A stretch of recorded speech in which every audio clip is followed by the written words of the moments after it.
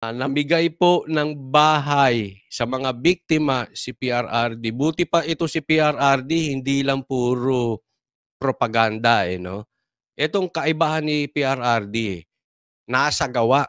Oo, hindi puro paninira, hindi puro black propaganda, hindi panggigipit, hindi pag-aabuso sa kapangyarihan, kung hindi talagang tunay na pagtulong sa mga mamamayan, tunay na pagtulong sa bayan. Kaya nang sa ganun minamahal po ng marami. Nako, grabe. Kaya alam mo yung pagmamahal ng tao sa kanya, organic po Totoo. Yan po ang pinagkaiba ng mga taong sumusuporta kay PRRD. Organic. Kasi kung sa iba, ang pagsuporta ng tao ay bayad. May binayaran, may paayuda, etc. etc. Pero kay PRRD po, talagang lehitimong mahal siya. Organic. Ika nga ay galing sa puso. Oo. Yan ang sabi. Yes, hindi po greedy sa kapangyarihan at sa kayamanan. Alam mo, pagka greedy ka sa kapangyarihan, ang dami mo talagang magagawang kapalpakan. Pag greedy ka sa kayamanan, ang dami mo magagawang kapalpakan kasi gagawin mo na kung anong kalokohan, maluklok ka lang. Sabi nga, di ba? Tingnan mo ang isang syudad. Asensado ba? Pag ang isang syudad ay lubog, tapos yung kanilang mga opisyal, matataas ang buhay, mayayaman, anong nangyari doon? Kinurakot ang kaban ng bayan. Kaya hirap ang bayan, yung opisyal, yung mayor, yung governor, yung congressman, mayaman. Baligtad po sa Davao. Kaya nga po ang sarap ipagmalaki ng Duterte kasi may ebidensya. Mayaman ang Davao, pero sila mahirap. Saan ka nakakita ng ganung politiko? Sila nakatira sa simpleng bahay. Kung ano yung tirahan ni Tatay Digong nung naging mayor siya, hanggang ngayon, yun pa rin ang tirahan niya. Habang umaangat yung Davao, sila ganun pa rin. Hindi ko nasasabihin kasi yung iba, nakita ko rin yung ibang bahay May nakita rin akong isang lifestyle ng isa pang Duterte, napakasimple. Napakasimple ng buhay. Habang paangat ng paangat ang syudad ng Davao. Iyan po ang tinatawag nating resibo. Ganyan po Hindi kasi po pwede yung ang yaman-yaman mo niya. Tapos yung bayan mo walang kuryente. Taghirap. Anong nangyayari doon? Kaya ang mga taong bayan galit sa kanila. Kay PRRD, talagang mahal sila. Isipin mo, mahal na mahal sila ng Davao. At alam mo ganyan po kasi dapat ang politiko, yung pagmamahal ng Davao kay PRRD nag-spill over sa buong bansa.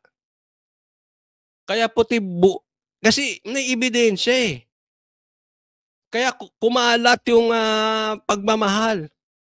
Maraming mga tao gusto maging ala Davao yung kanilang syudad. Kaya ngayon, very, very popular hanggang ngayon. Very popular ang Duterte, hindi dahil pinilit o may binayarang para sila ay bigyan ng magandang balita. Kung hindi, mahal sila na tunay ng taong bayan dahil sa ebidensya. Dito po tayo sa mga trabaho. Sa mga trabahong may mga pakinabang. Eto. Ayan. Tingnan niyo po.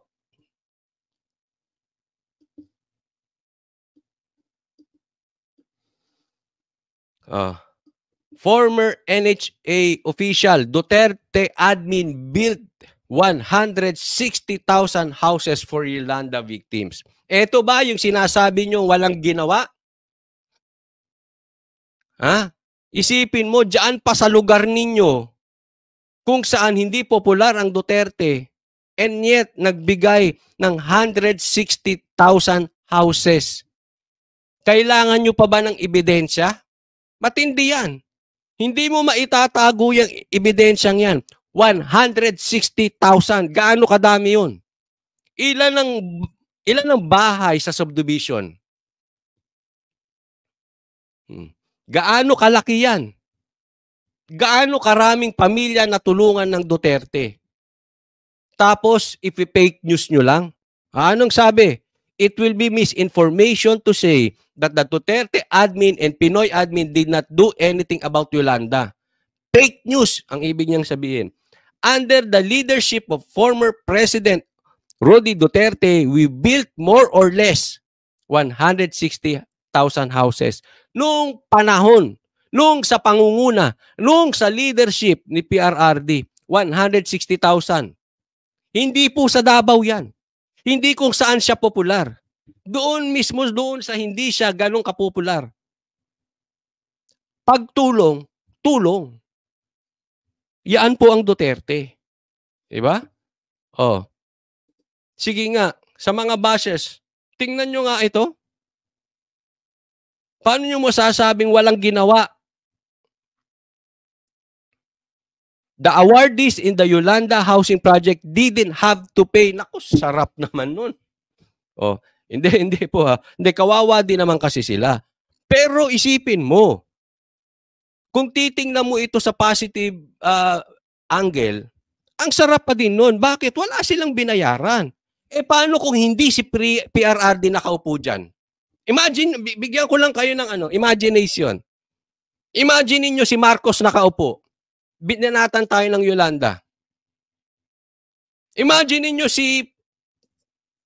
kung sino man nakaupo, yung mga dati pang presidente. Si Pinoy, si Erap. Oh, imagine niyo. At kayo yung nasalanta. Maswerte pa rin. Kaya nga alam mo, lahat ng nung panahon ni PRRD, bagamat kung hindi sana tayo tinamaan ng COVID, angat na sana ang Pilipinas. Pero sa isang banda, ako'y natutuwa, nung tumama ang COVID, si PRRD ang nakaupo. Kung hindi, dapa tayo mga Pilipino. Dapa tayo. Oh. Walang binayaran, ha? Ulitin natin, sabi to ni Marcelino Escalanda, huwag kayong magagalit sa akin. Binabalita ko lang yung balita. Hindi ako nagbalita. Si Marcelino Escalanda, former general manager ng NHA. Huwag kayong magalit sa mga DDS na nagbabalita. Huwag kayong ma-insecure sa mga DDS na nagbabalita. Tunay yan eh. Kaya asan nyo kami gusto mag-focus? Sa paninira o dito sa pagbalita na magaganda? Tapos magagalit kayo sa mga DDS. Totoo naman eh. Pinasinungalingan yung fake news na walang nagawa ang PRRD. Sige nga, we challenge you, pasinungalingan ninyo. Na hindi totoo na namigay ng 160,000 houses na walang bayad noong panahon ni PRRD.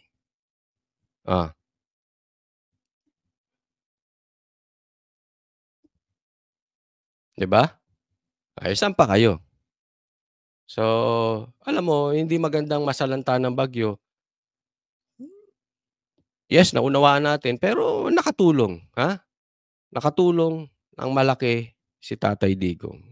Yan po. Yan ang mag-ama. Yan ang Duterte. Yung anak, pinagkakatiwalaan is pinakamataas ang tiwala ng Pilipino doon sa anak niya. Sa lahat ng mga public officials. Yung tatay ganyan. Tapos magagalit kayo sa Duterte. Tapos sasakyan nyo yung mga black propaganda laban sa Duterte.